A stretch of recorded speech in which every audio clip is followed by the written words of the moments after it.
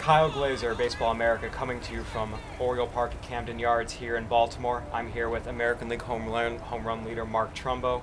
But before Mark was one of the game's premier sluggers, he was a participant in the area code games out of Villa Park High School. Mark, I want to go back to that. What was that experience like participating in the area code games and especially doing so in your home region of Southern California? Yeah, it's been a little while, but I remember it was, it was kind of the thing to do. If you, I think it's just, it's for the better players in the area. That's where you go and see how you stack up. It's a good way to showcase yourself. At that time, the travel ball circuit and things like that, it wasn't quite what it probably is today.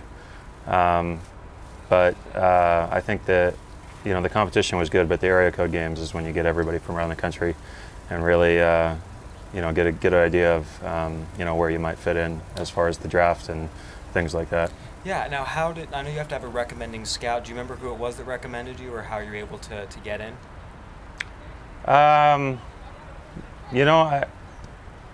remember getting notified. I don't exactly remember. I remember there was some sort of tryout at USC, and I think, the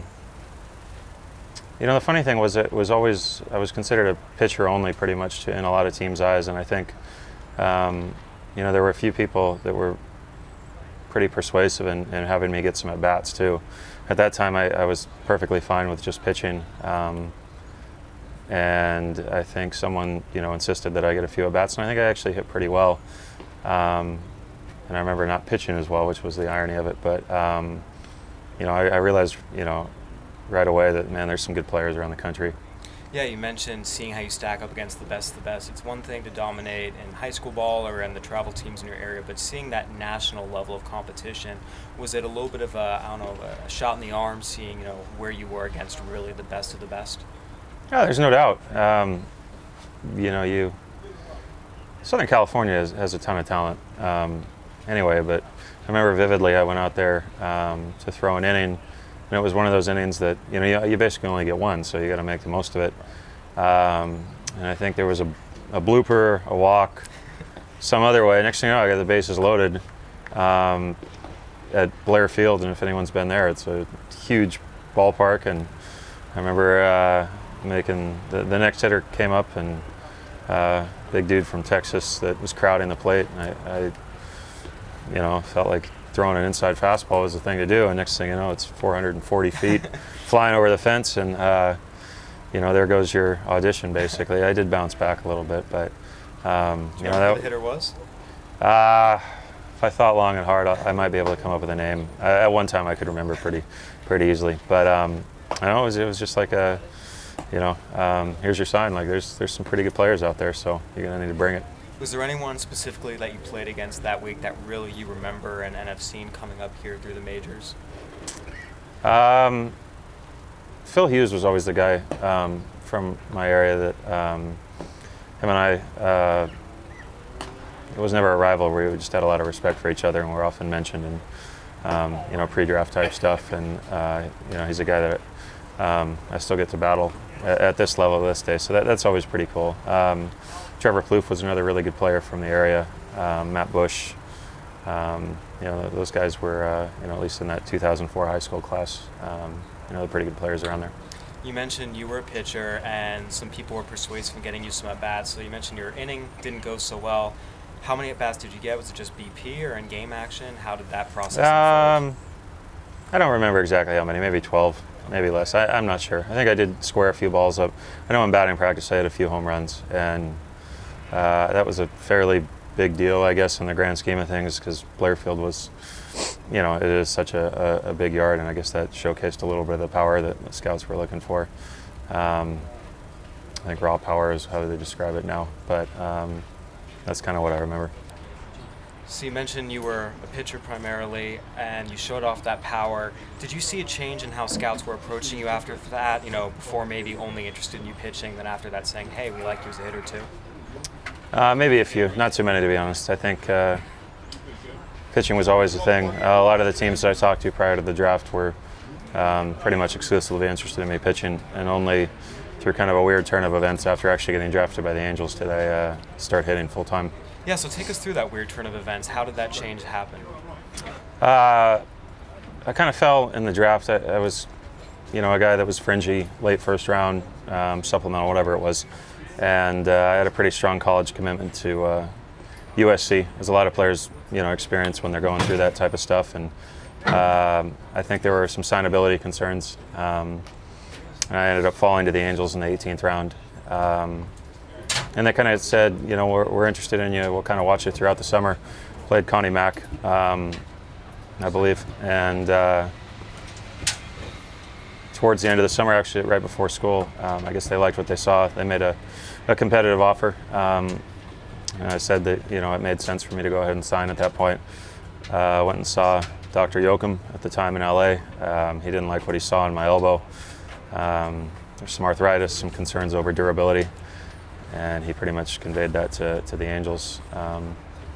And so they said, we're going to have to put this on hold real quick. But we have interest in you as a pitcher, just not at that dollar amount. But we have some interest as a hitter, too. We don't think we maybe did all the homework we could have on that part of it. So I ended up doing a few other workouts, one of which was batting practice at Angel Stadium. And then at that time they said, we'll give you the same deal we were going to if you'd like to start your career as a position player. Obviously that was the point that really let it go on, but it seems like the area code games were one of the first times you're able to showcase that, hey, you can hit too on that grand scale. Looking back, do you think that was maybe the start of, Mark Trumbo, power hitter? In the sense of the power alone, yeah. As far as polishing things, It took a little more time. No doubt. To be honest, I always focused on pitching. I think that's kind of where my passion was. Hitting was something I could do, but it wasn't something I probably put as much emphasis on.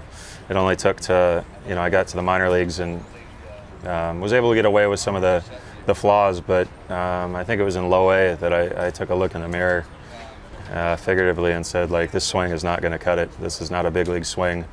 So I started trying to emulate some of the guys in the major leagues that had, some of the better techniques that I thought, I'd need to acquire to get to the top. What were some of those changes you made in your swing? I was consistently out on my front side. I didn't hit against my front side anywhere near like what a lot of the guys up here do. I had some just real fringy lower body movements that, if I was on time and I got a pitch I could work with, I could hit, but didn't really have any plate coverage on off-speed pitches. And, the approach just in general was pretty elementary. So you figure out your swing, all of a sudden, looking back, if I had told you, say, on summer 2004, hey, Mark, you'll be in the big leagues, but you'll be the American League home run leader, would you believe me? No, no, not in that. I know stretch of the imagination would I have thought that, because you can't really predict that. You kind of, for me, I had the raw power, but it took till 4 or 5 years, maybe 3 or 4 years actually, in the minor leagues for it to really start showing up. I hit 10 homers in short season, and 13, 14, but it's not the type of power that I knew I had. So that was part of the refinement. And then, I jumped up to a much more respectable number for a power hitter after making some adjustments. You mentioned the lower body movement. Did you shorten your swing at all as well, or was it just really fixing the lower body? Yeah, I was really just getting in better positions to hit, staying behind the ball, giving myself a chance to drive it consistently to all parts of the ballpark. Not just trying to hook home runs down the line. As a kid, I always had pretty good right center power, and that's something that I've tried to kind of always keep, because if you do something naturally fairly well, you should always try and emphasize that. You mentioned your ability to do, to be both a hitter and a pitcher. I think a lot of times today, especially at the lower levels, we're seeing specialization, people who only pitch or only hit. Do you think it's important for the kids out there, even if they are an ace, to make sure they can hit too, just, because you never know what the physical is going to show like happened in your case? That's a pretty good example, I think. I think kids should do as many things as they can, whether it's playing multiple positions, pitching and hitting, playing other sports.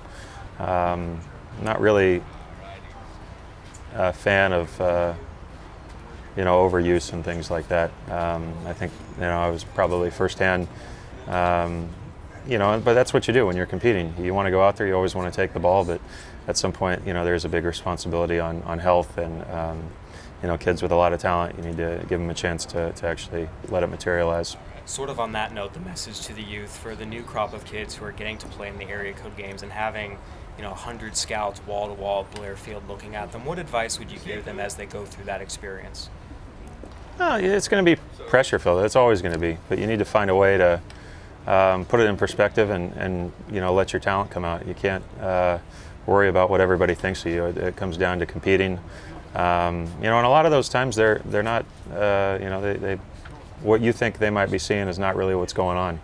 And a lot of it's the makeup side of things too. I think that can't be understated. That if you do have some adversity, how you bounce back is equally as important as anything else. You gotta show that you have the demeanor and the attitude to make it at the next level. Because you get up here, you're gonna have to deal with a lot of failure, and it's something that some guys do better than others. But I think if you start young, you can process it a little better. So on that note of dealing with adversity, how did you respond to after you gave up the 440-foot grand slam to the big Texan? I struck the next 3 hitters out on 9 pitches. There you go. There was some anger in there too, I remember. But and you know what? Like I said, that was what some of the scouts said that they really liked. They liked the way you bounce back, and maybe had I given in after that and felt sorry for myself, might have been a very different story. Absolutely. All right. Well, that'll do it. That's American League home run leader Mark Trumbo with the Baltimore Orioles. I'm Kyle Glazer with Baseball America. Thanks for tuning in, folks.